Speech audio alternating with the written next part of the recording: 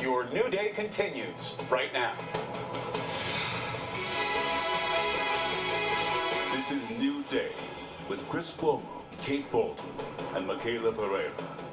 Good morning. Welcome back to New Day. It is Wednesday, October 29th. Now, just about 8 o'clock in the east. Chris Cuomo and Allison Camerata here as the country wakes up to news of this.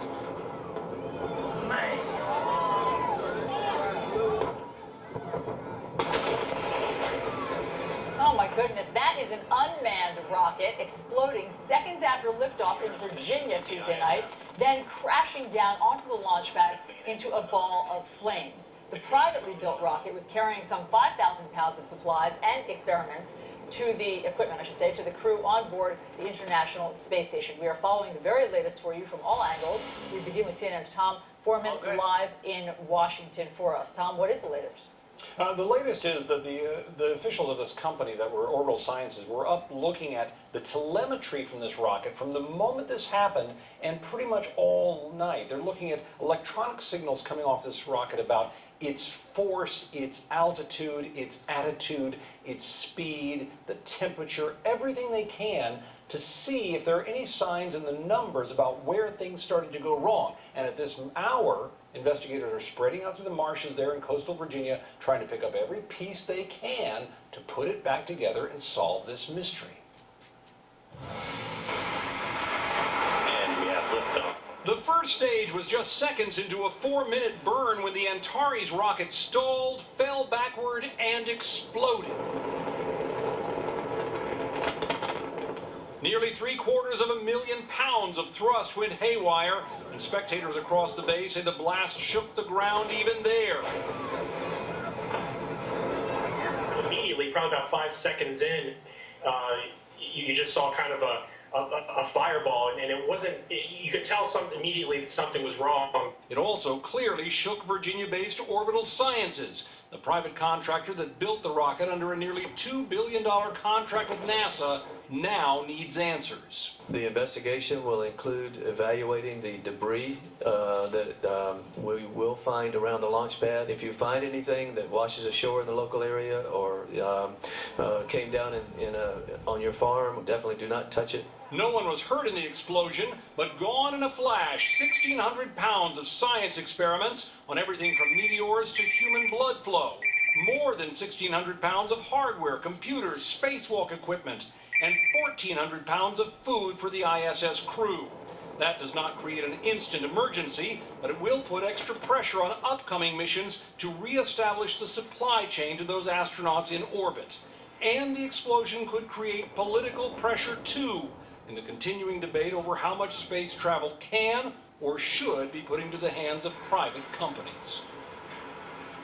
It's impossible to tell with all that force how far all these little pieces went or how long it'll take to collect them all. But the investigation to figure out what happened here could certainly take weeks, maybe even months before they have a full answer. Orbital Sciences, however, says the Antares rocket will not fly again until they know what went wrong. Allison? Yes, of course, that makes sense. All right, joining us to talk more about the catastrophic launch, CNN space analyst Miles O'Brien and J.D. Taylor. He's a reporter for USAinSpace.com and an eyewitness on the scene last night during this launch explosion. Gentlemen, thanks for being here. J.D., I want to start with you. Tell us what you saw last night. Yes, how you doing? Well, we were in the press area, press viewing area, and we were watching the launch. Everything was going as expected. They have very good countdown, very clear weather. We watched it actually clear the pad, and then shortly after clearing the pad, you could tell it just didn't have the thrust that it should have, and it started dropping back, and that's when everything started exploding. And the explosion was very loud, very bright. It filled our cameras, and yes. Well, what was the reaction when you realized that something had gone terribly wrong? Well, first of all, you know, at being pressed, we just wanted to get the shot. But it became very clear that it was really bad. We saw the explosion just getting bigger and bigger, and the sonic boom actually hit us. We could feel the boom hit our chest. And at that point, the safety area, people are telling us to get back to the bus, to evacuate the area, and we followed directions. We all ran for the bus, left everything there, everything out, and just went back to the bus. But we can see the huge explosion. We can see the fire raining back down onto the pad. So I know there's damage to the pad. But the safety crews did a really good job of getting us out of there. And how soon after liftoff did the explosion happen? Within seconds. It was probably about 6 seconds. You could tell something was wrong. You could see it starting to drop back down again, and that's when the first explosion started. And shortly after, there was secondary and third-degree explosions, and the entire thing was a huge fireball. Miles, I want to bring you in. So it was within that 6 seconds to 20 seconds, it was pretty much over. Okay, got it. Miles, you've covered dozens of these space launches. What do you think happened?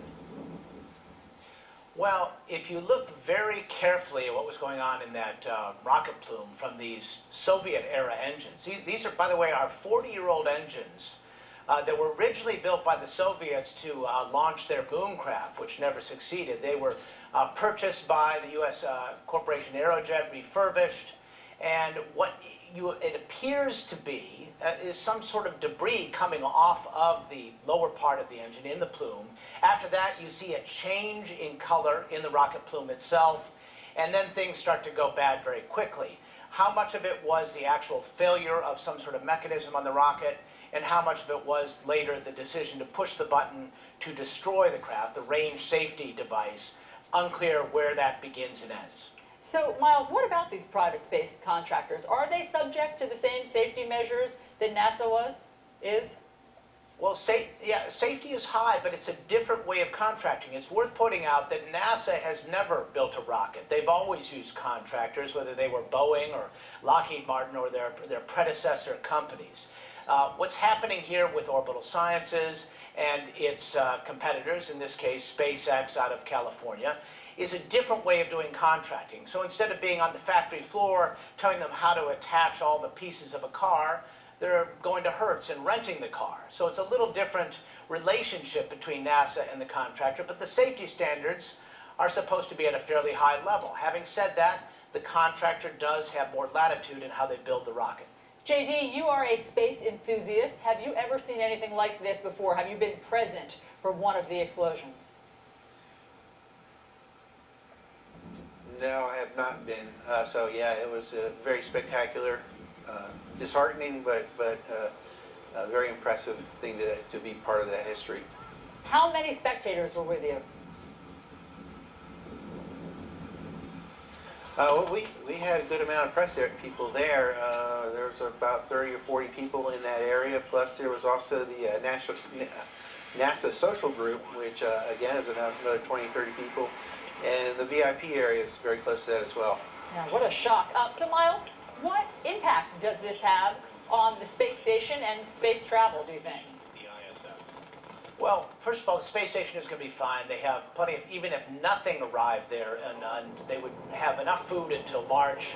And as a matter of fact, this morning, while everybody on the East Coast was asleep, a Russian rocket, a freighter called a Progress, successfully launched from the Baikonur Cosmodrome and is safely on its way to the International Space Station to resupply it. SpaceX is planning a launch in December and February, and Orbital was on the books for an April launch. That one is probably not going to happen because not only do they have all these questions surrounding their rocket and maybe their rocket engines, but there was significant damage to the launch pad, and you can only launch this vehicle from one place, Wallops Island. So this is going to be a big setback for Orbital Sciences. The big picture here, though, is that you got to remember, getting from 0 to 17,500 miles an hour in about 8 minutes is not easy. It never will be, and it's not routine. And so every now and then, all you have to do is spring a tiny little leak, and you have a really bad day. And that's what we're talking about. That's such a great reminder. These space launches are never routine. You think that they are because they're